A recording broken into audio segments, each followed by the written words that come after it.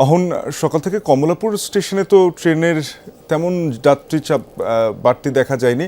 বিমানবন্দর রেলওয়ে স্টেশনে কি পরিস্থিতি, সেখানে যাত্রীরা ভিড় করছেন কিনা?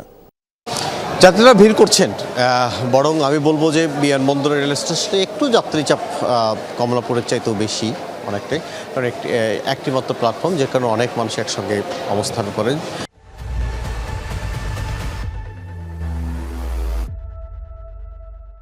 আর আমি যদি সেই দৃশ্য দেখাই, এই মুহূর্তে কিশোরগঞ্জ এক্সপ্রেস ট্রেনটি এই প্ল্যাটফর্মে এসে অবস্থান করছে এবং এটি যখন এসে দাঁড়ায় তখন তো অনেকেই হুড়োহুড়ি করে ওঠার চেষ্টা করছিলেন এবং সকাল থেকে আমরা যে চিত্র দেখেছিলাম তার চাইতে অন্তত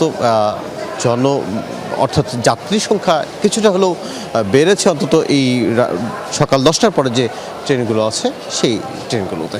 এবং এরপরে আরও বেশ কয়েকটি ট্রেন দুপুর পর্যন্ত অন্তত 7টি ট্রেন নির্ধারিত গন্তব্যে ছেড়ে যাবে। সেই ট্রেনগুলোর ক্ষেত্রেও আমরা দেখছিলাম যে আগে ভাগেই অন্যান্য সময় যে যাত্রীরা এসে বসে থাকেন, সেটি কিন্তু সেই চিত্র আমরা দেখছি না। অর্থাৎ এই যে কিশোরগঞ্জ এক্সপ্রেস এই ট্রেনটি, সেটির ভেতরে সাধারণত যে পরিমাণ লোক অন্যান্য সময় দাঁড়িয়ে থাকেন, এখন কিন্তু আজকের সেই ট্রেনটিতে সেই দৃশ্য আমাদের চোখে পড়ছে না। অর্থাৎ নির্ধারিত সিটে বসেই যাচ্ছেন এবং বেশ কিছু আসনও ফাঁকা আছে বলে আমরা জেনেছি। এবং এই যে অবস্থা, অর্থাৎ আজকে একেবারেই স্বস্তির যাত্রা।